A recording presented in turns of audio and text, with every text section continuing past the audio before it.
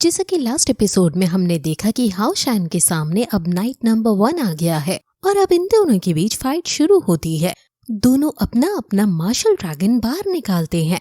Night 1 कहता है कि टूर्नामेंट के स्टार्ट से मैं एक भी मैच नहीं हारा हूँ और मैं पहले मैच से ही सिर्फ तुमसे लड़ने का वेट कर रहा था और मुझे आशा है कि तुम मुझे अब निराश नहीं करोगे। हाओ शान भी अब अपनी तलवार निकालते हुए कहता है कि मैं भी तुम जैसे कंपटीशन को ढूंढ रहा था।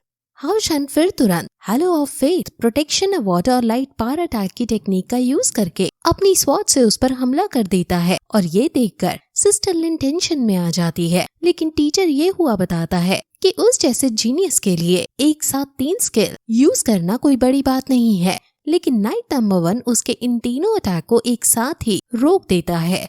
हाओ शान अपनी पूरी शक्तियाँ लगाकर उसे हराने की कोशिश कर रहा है, लेकिन वो हर बार सिर्फ एक ही तलवार से उसे रोक देता है और ऐसा लग रहा है मानो हाओ शान अपनी जी जान लगा रहा है। लेकिन नाइट नंबर 1 के लिए ये बच्चों का खेल है।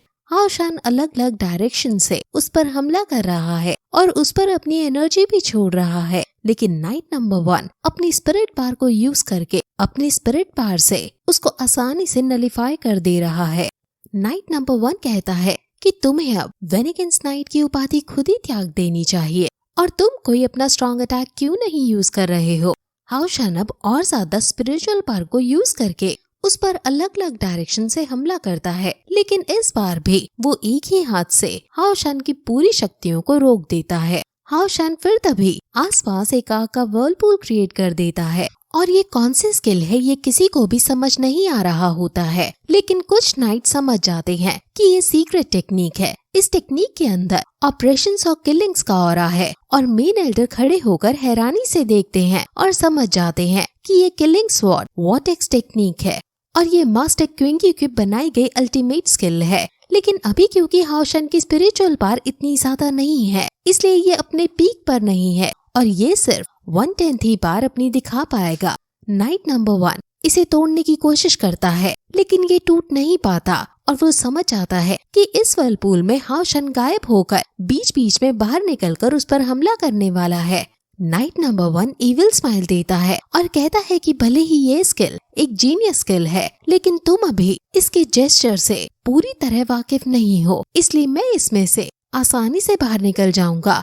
हाओ शान बीच बीच में उस पर अचानक अटैक कर रहा था, लेकिन वो उसके हर एक अटैक को डिफेंड कर पा रहा था और फिर night number 1 dragon rise attack करके हवा में उड़कर अटैक पोजीशन में आ जाता है ताकि वो ऊपर से इस वर्लपूल से बाहर निकल सके।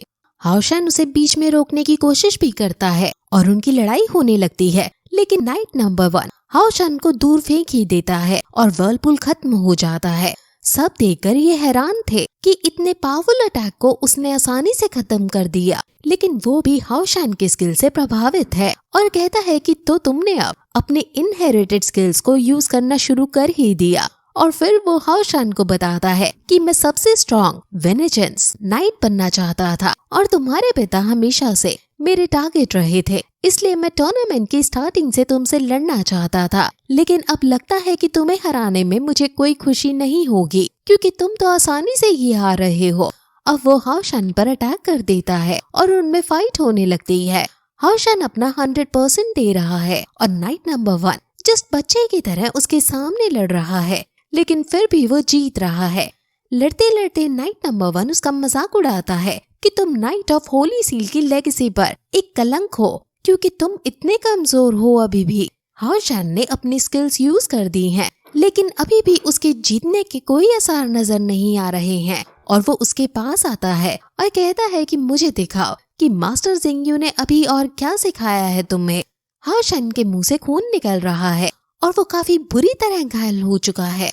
अब हाओ शान अपनी स्पिरिचुअल एनर्जी गैदर करने लगता है क्योंकि वो अब अपने फाइनल अटैक पर है और वो अपना ड्रैगन बाहर निकालता है और उस पर सनलाइट स्ट्राइक करता है और सेम अटैक नाइट नंबर 1 भी करता है और उन दोनों के अटैक नलिफाई हो जाते हैं। लेकिन तभी हाओ शान आकर उस पर अचानक हमला कर देता है और वो उससे भी बच जाता है और उल्टा हाओ शान की ही एक स्वॉर्ड टूट जाती है।